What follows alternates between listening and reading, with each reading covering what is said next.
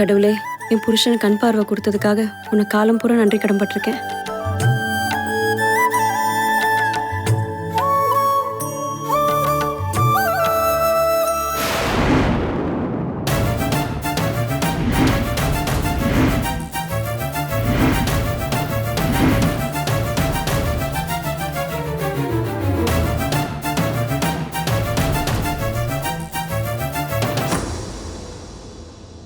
என்னங்க,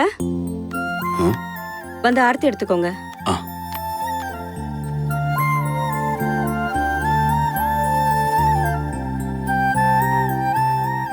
விபூதி எடுத்துக்கோங்க. மாலா, உன் கையில எடுத்து நீயே பூசி விடுமா.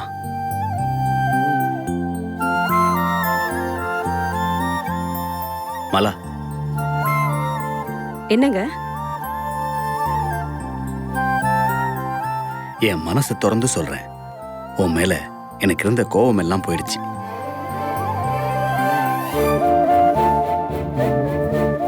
மாலா, இனிமே என் காலம் பூரா கண் பார்வை இல்லாம வாழ வேண்டிய நிலைமை வந்துருமோன்னு நான் நொந்து போயிருந்தேன். அதுக்கு காரணம் நீதான்னு உன் மேல கூட எனக்கு கோபம் இருந்துச்சு. அந்த கோபம் இப்ப தீர்ந்துருச்சு. நீ எனக்காக செஞ்ச அந்த ஹோமம் தான் ஒரு விதத்துல எனக்கு கண் பார்வையை தந்திருக்குன்னு நம்புறேன். கண் பார்வை மட்டும் இல்ல, கண்ணுக்கு எட்டாத தூரத்துல இருந்த என் பேத்தியையும் என்கிட்ட கொண்டு வந்து சேர்த்துருச்சுன்னு நான் நம்புறேன். என்ன பூமிகா?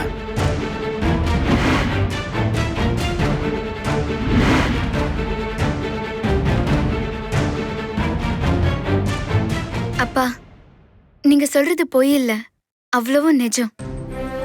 சின்னம்மா உங்களுக்காக விரதம் இருந்ததும் தன்னை வருத்திக்கிட்டதும் தான் உங்களுக்கு கண் பார்வை வர காரணமா இருந்தது. கடவுள் மேல அவங்களுக்கு இருக்கிற அந்த உண்மையான பக்தியும் கடவுள் மேல அவங்களுக்கு இருக்கிற அந்த உண்மையான அன்பும் தான் அதுக்கு காரணம். மாலா, நீ மறுபடியும் இன்னொரு தடவை ஹோமம் செய்யணுமா? எதுக்கு? இப்ப நீ ஒரு ஹோமம் செஞ்சதால எனக்கு என் பேத்தி கிடைச்ச மாதிரி இன்னொரு ஹோமம் செஞ்சனா சொல்லுங்க. என் மருமகன் கண்டிப்பா எனக்கு கிடைச்சிருவாரு.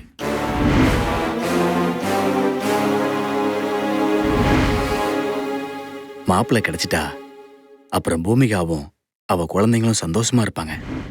அதை நான் பார்க்கணும். இத பாருங்க, நான் ஹோமம் பண்ணதுக்கு மனப்பூர்வமான காரணம் உங்களுக்கு மறுபடியும் கண் பார்வை வரணும், நீங்க என்ன பார்க்கணும், என் பிள்ளைகளை பார்க்கணும். அதுக்காக மட்டும்தான், அதுக்காக தான் நான் ஹோமம் பண்ணேன். இதுதாங்க உண்மை. எப்படியோ மாலா, நீ ஹோமம் பண்ண எனக்கு கண் பார்வை வந்துருச்சு. அந்த மாதிரி போதுங்க.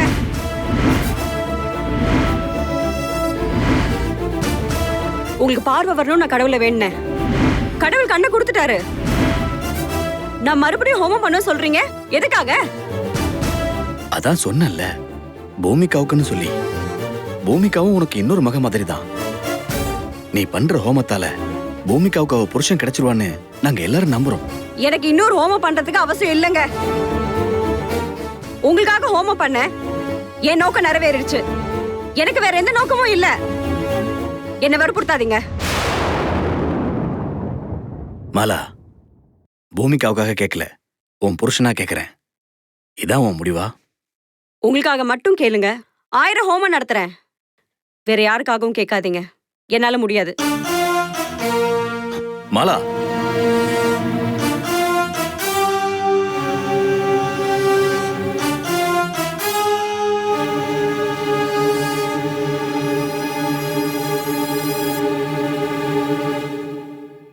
மாலா, உன் பூஜையால தான் எனக்கு திரும்ப பார்வை கிடைச்சிருச்சுன்னு ரொம்ப மவுந்து போத. இப்போ சொல்ற, நல்லா கேட்டுக்கோ. என் பேத்தி வந்ததுனாலதான் எனக்கு பார்வை கிடைச்சிருக்கு, அது புரிஞ்சுக்கோ. அப்ப மறுபடியும் நீங்களே ஹோமத்தை நடத்திக்கங்க.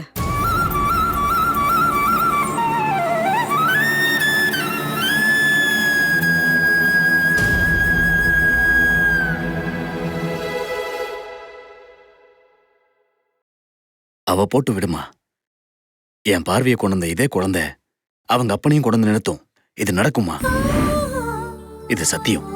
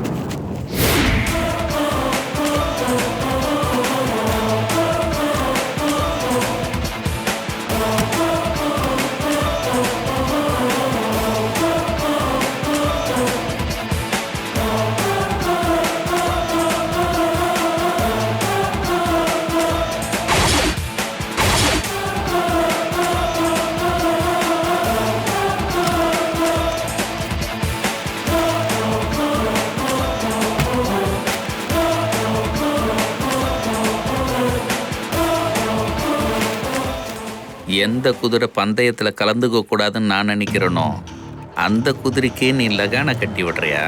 நீ வாங்கிட்டு வந்த ஷூவை வச்சே அந்த பூமாரிக்கு நான் லாடம் கட்டுறேன். நடக்க போகிற டோர்னமெண்ட்டில் என் மக ஸ்ரேயா தான் ஜெயிக்க போகிறான். இது நான் எழுதுகிற விதி, ஆண்டவனாலே தடுக்க முடியாது.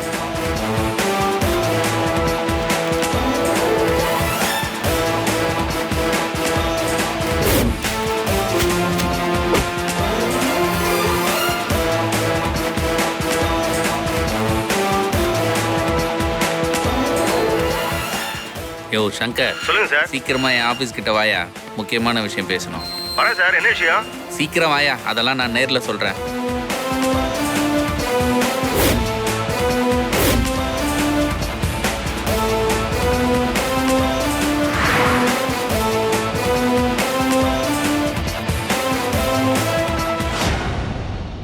சார், அவசரமா கூப்பிட்டீங்களே, என்ன விஷயம்? யோ கோச்சே, நம்ம யாரை வீழ்த்தணும்னு நினைச்சோமோ அவங்கள வீழ்த்துறதுக்கு நமக்கு பொன்னான நேரம் கிடைச்சிருக்கு. என்ன சார் சொல்றீங்க? சொல்றேன்.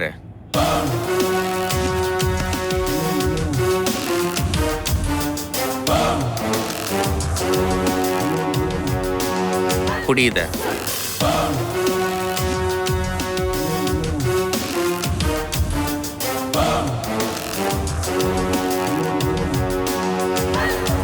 சார், ஷூ பிரமாதமா இருக்கு சார். ஆனா சைஸ் நம்பர் 8, ஸ்ரேயாவுக்கு 7 தானே? இது என் பொண்ணு போடுறதுக்கான ஷூ இல்லையா? அப்புறம் யாருக்கு சார்? என் மருமக ஆனந்த் பூமாரிக்கு ப்ரெசென்ட் பண்றதுக்கு வாங்கி வச்சிருக்காயா. பூமாரிக்கு அவர் ஷூ வாங்கியிருக்காரா? இந்த ஷூவை போட்டுக்கிட்டு தான் அந்த பூமாரி நடக்க போற போட்டியில கலந்துக்க போறான். இந்த ஷூக்குள்ள உடஞ்ச கண்ணாடி தூளை வச்சு தச்சு எடுத்துட்டு வந்துடு.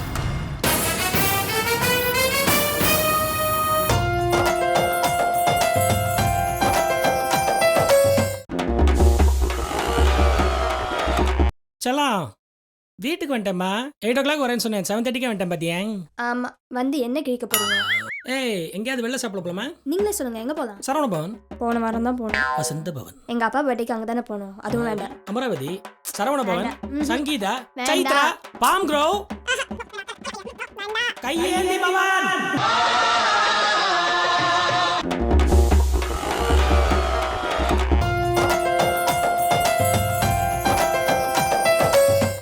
இந்த ஷூக்குள்ள உடஞ்ச கண்ணாடி தூளை வச்சு தச்சு எடுத்துட்டு வந்துடு.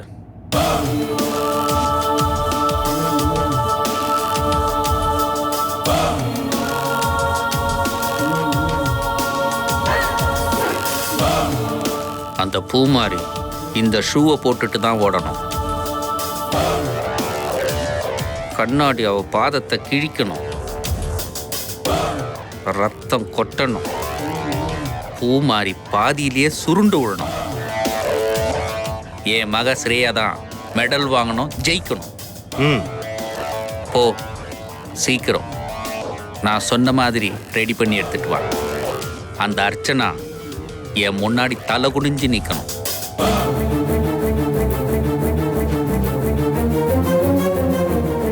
என்னதான் ஸ்ரேயாவுக்கு நம்ம ட்ரைனிங் கொடுத்துருந்தாலும் அந்த பூமாரி கிட்ட ஜெயிக்கிறது ரொம்ப கஷ்டம் தான் சார். சார், நான் சொல்றது ஃபேக்ட் சார். நம்ம வீரத்துல ஜெயிக்கிறதை விட தந்திரத்துல ஜெயிக்கிறது தான் சரியான யுக்தி சார். காரியம் பெருசா வீரியம் பெருசான்னு கேட்டா காரியம் தானே சார் பெருசு. கடைசி நேரத்துல சரியா காய் நகர்த்திட்டீங்க சார். ஸ்ரேயாவுக்கு மெடல் வாங்கி கொடுத்த பெருமை எனக்கு தானே சேரும் சார். அதுக்காக நான் என்ன வேணாலும் செய்வேன் சார். இப்பவே நீங்க சொன்ன மாதிரி இந்த ஷூவுக்குள்ள கண்ணாடி தூளை வச்சு தச்சு எடுத்துட்டு வந்துடுறேன். ஆனா இந்த பழி உங்க மருமக ஆனந்த் மேல தானே சார் விழும். பரவாயில்லையா சார்? அதை பற்றியெல்லாம் நீ கவலைப்படாத, அதெல்லாம் நான் பார்த்துக்கிறேன். நான் சொல்கிற வேலையை மட்டும் நீ செய். சரி சார், கண்டிப்பா நான் இதை செய்றேன் sir.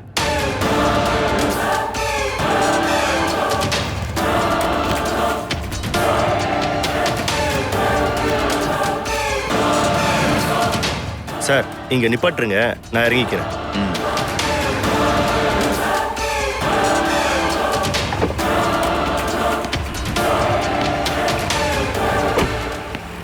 Okay bye sir. Bye.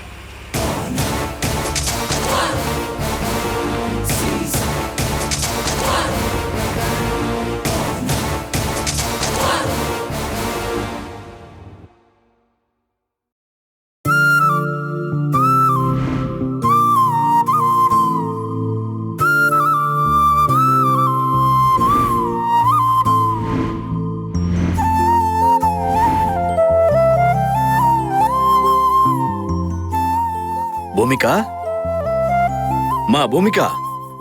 Bhumika, அப்பா என்னப்பா? மா உன் குழந்தை கிடைச்ச நேரம் எனக்கு கண் பார்வை கிடைச்சிருச்சு. எல்லாம் உன் குழந்தையோட ராசிதாமா. அவளுக்கு சமயத்துல செய்ய வேண்டிய காது குத்தி மொட்டை போட்டு பேர் வைக்கிற விசேஷத்தை நான் உடனடியா செய்யணும்னு ஆசைப்படுறேம்மா. நீ என்னம்மா சொல்ற? என்னம்மா சொல்ற? இதுல நான் சொல்றதுக்கு என்னப்பா இருக்கு? நீங்க எது செஞ்சாலும் அது நல்லதுக்காக தான் இருக்கும். ஆனா ஒரு விஷயம்ப்பா, என்னம்மா? இதுல என் சம்மதம் ஒண்ணு முக்கியம் இல்ல. இதுக்கு சின்னம்மா மனப்பூர்வமா சம்மதிச்சு முன்ன நின்னு இதை செஞ்சாங்கன்னா தான் எனக்கு ரொம்ப சந்தோஷமா இருக்கும்பா. எனக்கு இதுல இஷ்டம் இல்ல.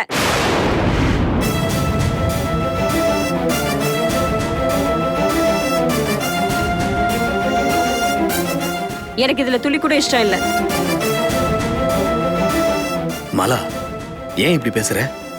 ஆமாங்க, உண்மையதான் சொல்றேன். உன் பேத்திக்கு காது குத்துற விசேஷத்தை நீதான் எடுத்து செய்யணும். விசேஷம் செய்யறத நான் தப்புன்னு சொல்லல, அதை நான் தடுக்கவும் இல்ல. ஐயோ சின்னம்மா, உங்களாலதான் எனக்கு என் குழந்தைய திரும்ப கிடைச்சது. உங்க பக்தியாலதான் அப்பாக்கே கண் பார்வை கிடைச்சது இல்ல. இத பாரு, நான் எதை பத்தி உங்ககிட்ட பேச தயாரா இல்ல. உன் குழந்தைக்கு மொட்டை போடுறதுனா போட்டுக்கோ, இதுல என்ன இழுக்காத. மறுபடியும் நான் ஏதாவது பேச போக எனக்கு அவருக்கு சண்டை வந்து அதனால அவருக்கு டென்ஷன் ஆகி அவர் உடம்புக்கு ஏதாவது ஆயிடுச்சுன்னா, ஐயோ வேண்டாம் தாயே, வேண்டவே வேண்டாம். எதா இருந்தாலும் உங்க வரைக்கும் பாத்துக்கங்க. எனக்கு ஏன் புருஷன் தான் முக்கியம். இந்த விஷயத்துல என்ன எதிர்பார்க்காதீங்க. மாலா, பாத்தியாம்மா, நான் அதான் சொன்னேன், இவ திருந்தவே மாட்டா. நீ விடுமா பூமிகா, நாம போய் சாமிக்கு நிறுத்திக்கடன் செஞ்சுட்டு வருவோம். அவ வரலன்னா பரவாயில்லம்மா. இல்லப்பா, சின்னம்மா ஏதோ கோவத்துல சொல்லிட்டு போறாங்களே தவிர அவங்க உள் மனசுல எதுவுமே இல்ல. பாசம்தான்ப்பா இருக்கு. ஏதோ உங்க மேல இருக்கிற பாசத்துலதான் அவங்க இப்படி பேசிட்டு போறாங்க.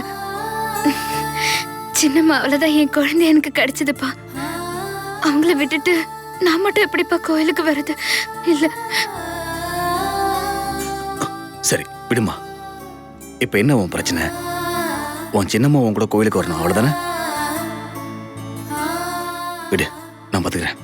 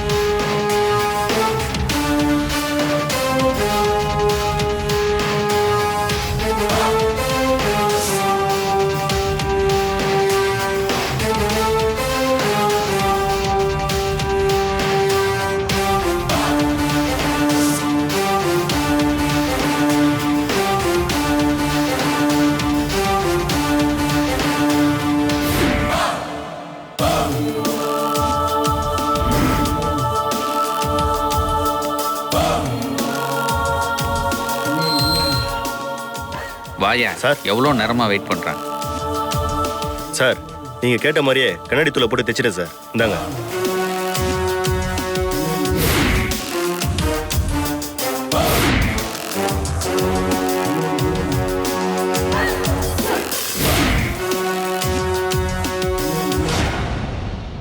யோ கோச்சு, ம் நீ வந்து போன விஷயம் யாருக்கும் தெரியக்கூடாது.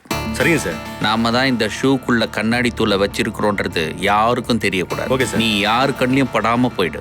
ம் நான் பார்த்துக்கிறேன். சரி போ. வரேன் சார்.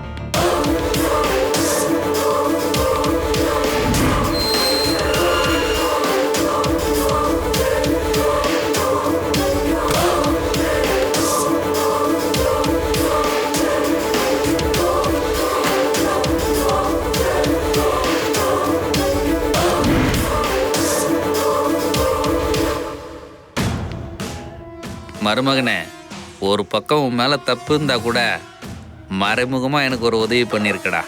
அதுக்கு உனக்கு பெரிய தேங்க்ஸ்.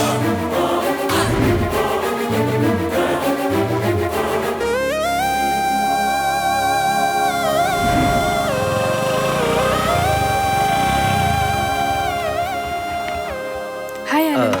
சாரி, வந்து ரொம்ப நேரம் ஆச்சா? இல்ல பரவாயில்ல, நானும் இப்பதான் வந்தேன். ஓ, இந்தாங்க.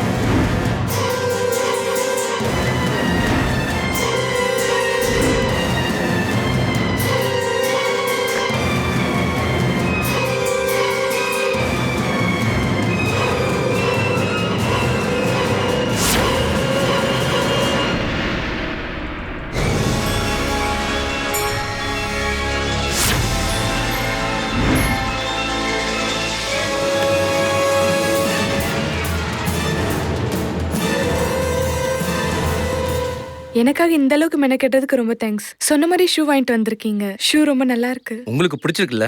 ரொம்ப ரொம்ப பிடிச்சிருக்கு. என்ன விலை? நாளைக்கு இந்த ஷூவை போட்டு ஓட்டப்பந்தயத்தில் ஓடி ஜெயிச்சு தங்க மெடல் வாங்க போறீங்கல்ல, அதோட மதிப்பு தான் இதோட விலை. நான் இதை இப்பவே போட்டு பாத்துறவா? ஒரு நிமிஷம்.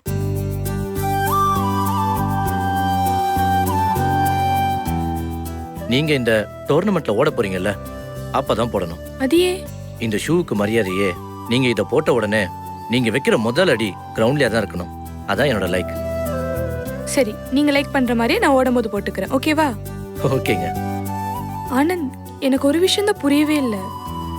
நீங்க என் மேல இவ்ளோ லைக்கா இருக்கீங்க, மனசுக்குள்ள ஒண்ணும் இல்லையே?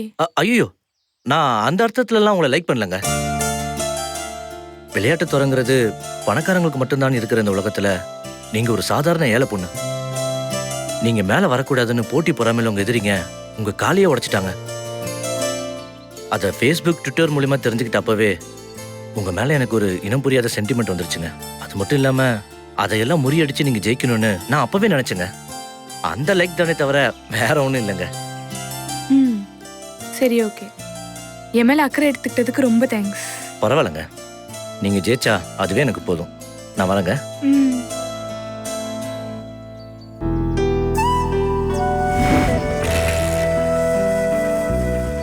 All the best.